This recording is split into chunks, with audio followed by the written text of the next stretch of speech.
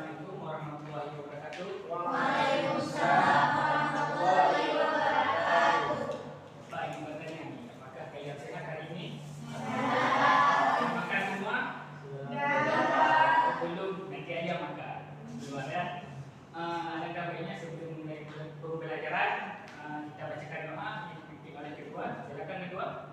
Baik, doa saya pimpin. Bismillah. Bismillahirrahmanirrahim. Rabbi shrahli sadri wa yassirli amri wahlul 'uqdatam min lisani yafqahu qawli. Bapak ingin bertanya nih, apakah semua sudah hadir hari ini? Belum. Siapa saja yang belum hadir? Difaifal. Nifal, siapa lagi? Didi, siapa lagi? Dan dua orang Pak. Dua orang. Ada yang tahu kabarnya? Tak tahu Pak. Tahu ya, apa mereka hari ini ya. Baik, langsung saja kita mulai pembelajaran hari ini, yang mana kita akan belajar tentang penjajahan bangsa Eropa di Indonesia. Di sini Bapak akan menjelaskan sedikit latar belakang perdagangan bangsa Eropa di Indonesia. Yang pertama adalah bentuknya Kekaisaran Romawi. Kekaisaran Romawi merupakan kekaisaran yang terletak di Eropa. Tepatnya ini adalah negara Italia.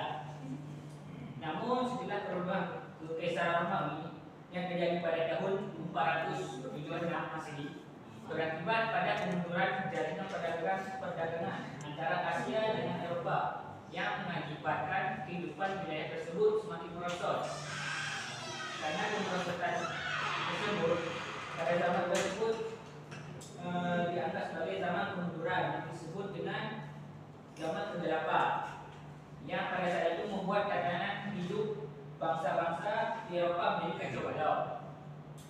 Selanjutnya perang salib atau perang suci. Perang salib merupakan perang yang melibatkan masyarakat dari Eropa melawan Turki, Seljuk, dan orang Arab. Perang ini disebut perang salib oleh orang Kristen dan disebut perang suci oleh orang Muslim. Di mana perang ini berlangsung selama 200 tahun. Di mana perang ini terbagi menjadi 7 periode. Selanjutnya adalah penjajahan Konstantin ke Turki Utsmani, di mana pada tahun 1459 Khalifah Utsmaniyah yang berpusat di Turki berhasil menguasai Konstantin yang sebelumnya termasuk wilayah merupakan kerajaan Romawi dan Bizantium. Di mana karena kejatuhan Konstantin ini yang dipimpin oleh Sultan Muhammad II menimbulkan kesulitan bagi bangsa-bangsa Eropa, khususnya pada bidang perdagangan. Di sini Bapak ingin bertanya kepada kalian, ada yang tahu ada berapa negara yang pernah menjajah Indonesia? Ada yang tahu? Coba sebutkan. Belanda, Jepang, Spanyol, Inggris. Apa lagi? Portugis Pak. Ada lagi? 5. Portugis, Spanyol, Belanda, Inggris, sama Jepang. Oke, kanan. Lalu Bapak akan menjelaskan sedikit ya. Yang pertama adalah masuknya bangsa Portugis di Indonesia, yaitu pada tahun 1511 di bawah pimpinan di Albuquerque Portugis, di mana berhasil menguasai Malaka pada saat itu. Di mana pada tahun 1512 Portugis sampai ke Maluku yang pada saat itu diterima baik oleh Sultan Ternate, yang saat itu Sultan sedang bermusuhan dengan Tidore. Karena itu Portugis berhasil mendirikan banteng dan mendapatkan hak monopoli perdagangan atas rempah-rempah di daerah itu. Selanjutnya adalah masuknya bangsa Spanyol ke Indonesia. Setelah kedatangan bangsa Portugis ke Indonesia, atau tepatnya di daerah Maluku, pada saat itu segera diikuti oleh bangsa Spanyol untuk melakukan ekspedisi yang pada saat itu di bawah pimpinan Magellan pada tanggal 7 April tahun 1521, yang pada saat itu sampai di Pulau Cebu, di mana rombongan mereka diterima dengan baik oleh raja di sana. Pada saat itu tetap melanjutkan usahanya untuk menemukan daerah-daerah rempah-rempah hingga melewati kepulauan Cagayan dan Mindanao sampai akhirnya sampai di Maluku, di mana kedatangan bangsa Spanyol ini diterima baik oleh Sultan Tidore.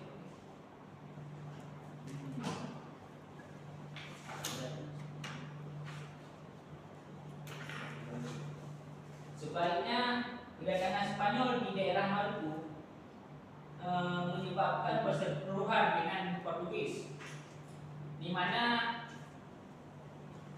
Portugis menganggap bahwa itu merupakan pelanggaran hak atas monopoli daerah rempah-rempah di daerah itu. Selanjutnya adalah masuknya bangsa Belanda ke Indonesia. Sebelum ke Indonesia, para pedagang Belanda membeli rempah-rempah di daerah Istanbul atau tepatnya ibu kota Portugis. Pada waktu itu Belanda masih berada di bawah penjajahan Spanyol dari tahun 1585, di mana karena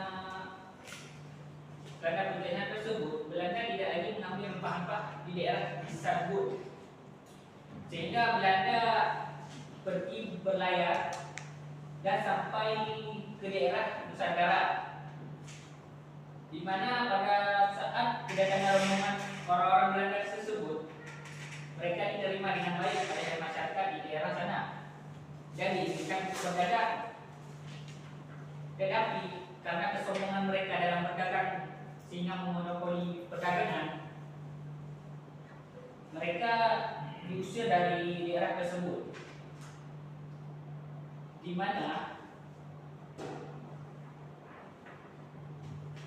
karena hal itu Belanda membuat sebuah perserikatan dagang yang bernama VOC itu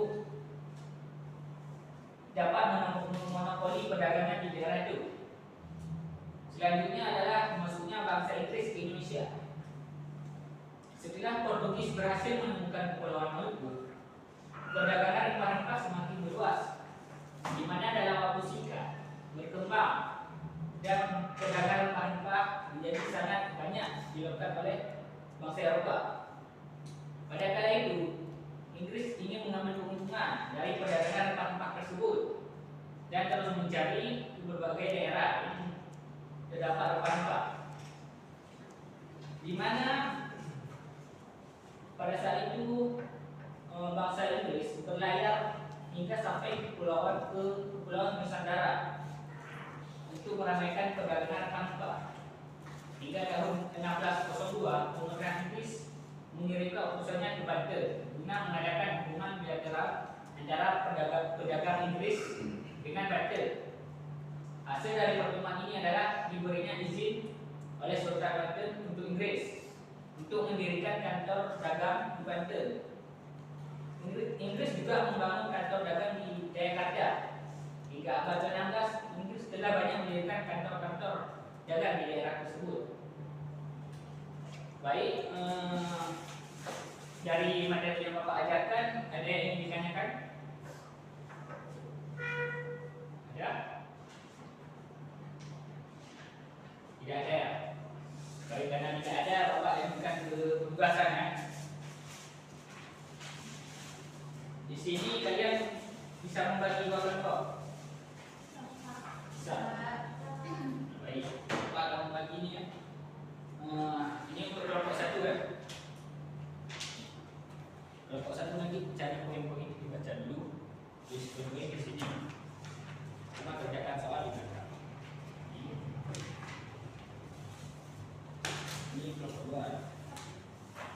Ini kelompok dua juga sama ya. Baca habis itu tulis poin-poin sama kerjakan soal di belakang. Sini ya. Baik, Bapak akan mencoba terus sekitar berapa menit nih? 10 menit cukup? Silakan dikerjakan ya.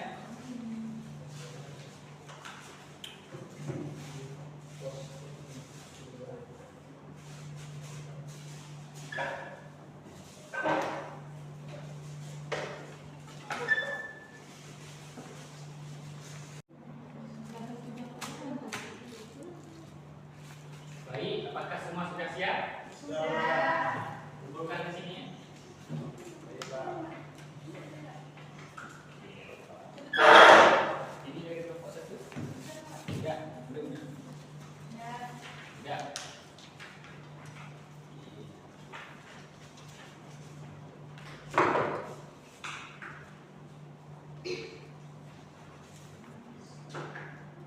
Baik, karena pengajaran tugas sudah selesai, Bapak rasa pengajaran hari ini selesai. Sebelum Bapak menutup pembelajaran hari ini, Bapak ingin bertanya, apakah kalian ada yang kurang paham? Bagaimana semuanya? Sudah paham semua?